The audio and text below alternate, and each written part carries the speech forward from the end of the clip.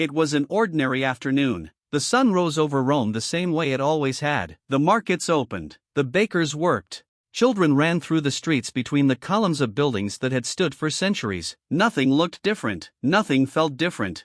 And yet on that day, September 4, 476 AD, the world that had existed for over 1,000 years quietly ceased to exist. Nobody noticed. That is the strangest part of the story. The fall of the Western Roman Empire, the event that historians mark as the end of the ancient world and the beginning of the Middle Ages, did not arrive with a bang. There was no final battle that everyone witnessed. No moment where a crowd gathered and collectively understood that something enormous had just ended. The empire did not fall. It dissolved. Slowly, then all at once, and then it was simply gone, and the people living inside it barely registered the moment it happened. To understand why, you need to understand what Rome actually was by the time it ended. By 476 AD, the Western Roman Empire was not the Rome of Julius Caesar or Augustus or the Colosseum at its peak. That Rome was already centuries in the past. The Rome of 476 was a hollowed-out structure, a bureaucratic shell wearing the clothes of an empire that no longer existed in any meaningful sense. The city of Rome itself had already been sacked twice, once by the Visigoths in 410 AD and again by the Vandals in 455 AD.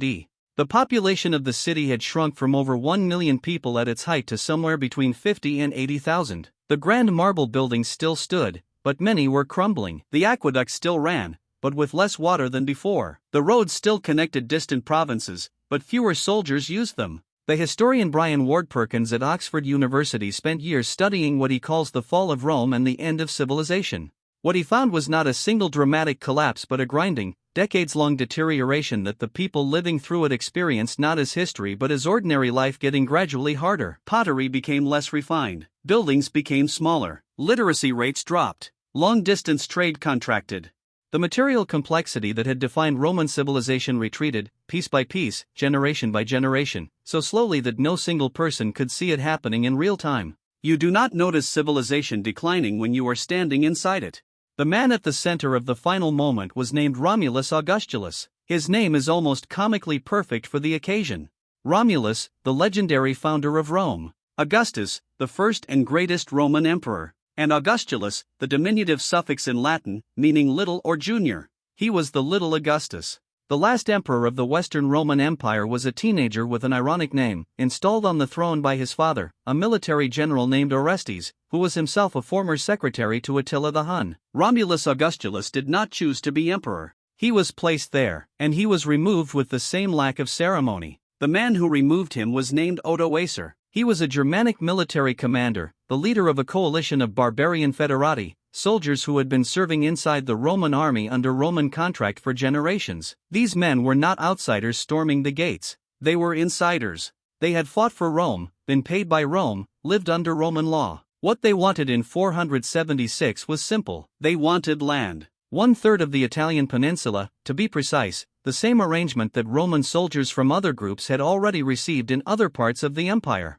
Orestes said no, and that decision ended Rome. Odoacer led his forces against Orestes, defeated him, and executed him at a town called Placentia. Then he marched on Ravenna, which had replaced Rome as the actual administrative capital of the Western Empire decades earlier, because Rome was no longer defensible. He deposed the teenage Romulus Augustulus without killing him, which was itself a statement. Romulus was so inconsequential, so obviously a figurehead with no real power and no real support, that killing him was unnecessary. Odoacer sent him into comfortable exile in a castle in Campania with a pension. He was not a threat. He was not even important enough to eliminate. Odoacer then did something that historians have debated ever since. He did not declare himself emperor of the West. He sent the imperial regalia, the crown, the robes, the symbols of Western Roman authority, to the Eastern Emperor Zeno in Constantinople with a message. The message essentially said that there was no need for a separate Western emperor. One emperor for the whole empire was enough. Zeno was not pleased, but he accepted the situation, because he had no practical means of changing it. And with that bureaucratic gesture, the Western Roman Empire ceased to exist. No funeral, no ceremony, no collective moment of grief or recognition. The Senate of Rome continued to meet. Roman law continued to be applied in many places. Latin continued to be spoken. The Catholic Church, which had grown inside the empire and would long outlast it, continued operating without interruption. Life went on. It just went on inside a different political structure than the one that had existed the day before. Edward Gibbon, the 18th-century historian whose monumental work The History of the Decline and Fall of the Roman Empire remains one of the most influential works of historical writing ever produced, argued that Rome's fall was centuries in the making and had multiple overlapping causes: military overextension, economic strain, political instability, the gradual loss of civic identity, a series of emperors who lasted months or weeks before being assassinated or overthrown. In the 100 years before 476, the Western Empire cycled through more than 20 emperors, most of whom died violently in office. The historian Peter Heather at King's College London takes a somewhat different view. In his research, he emphasizes the role of external pressure, particularly the destabilizing force of the Hunnic invasions under Attila, which pushed entire Gothic and Germanic populations westward into Roman territory, overwhelming the empire's capacity to absorb and integrate them. Rome had always incorporated outsiders. It had done so successfully for centuries. But the scale and speed of the migrations triggered by Hunnic pressure in the 4th and 5th centuries exceeded anything the empire's institutions could manage. What you were left with is a collapse that had no single cause and no single moment. It was a system failure. And system failures are almost invisible while they are happening because systems, unlike single events, degrade gradually. Each individual failure looks manageable. Each compromise looks reasonable. Each loss looks survivable, until suddenly the system is gone and you are standing in the ruins wondering how everything changed without anyone noticing. Think about what this means for the ordinary person living in Italy in 476 AD. Your grandfather served in the Roman army. Your father paid Roman taxes and was tried in a Roman court. You grew up speaking Latin, worshipping in a Roman-influenced church, eating from Roman pottery on a Roman road. And on the afternoon of September 4th, a Germanic commander sent a teenager into comfortable exile and mailed a crown to Constantinople. Nothing in your daily life changed visibly. The bread still cost what it cost. The weather was what it was.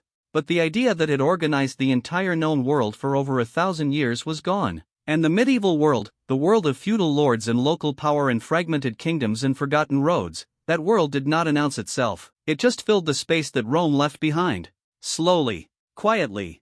In the same way that Rome itself had ended, not with a declaration but with a silence where something enormous used to be. The Eastern Roman Empire, which we call the Byzantine Empire, continued for another 1,000 years, until 1453 AD, when Constantinople fell to the Ottoman Turks. So in a precise historical sense, Rome did not fall in 476. Part of it survived for nearly another millennium. But the Western Empire, the Rome of the Caesars and the legions and the Colosseum and the Senate and the roads that once connected every corner of Europe, that Rome ended on an ordinary afternoon when a teenager handed over a crown and nobody in the streets of Rome looked up from what they were doing.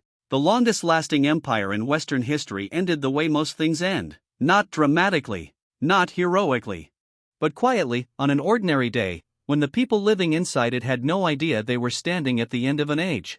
On September 4, 476 AD, the sun rose over Rome exactly as it always had. The markets opened. The bakers worked. Children ran through the streets. And a world that had lasted over 1,000 years simply stopped. Nobody noticed.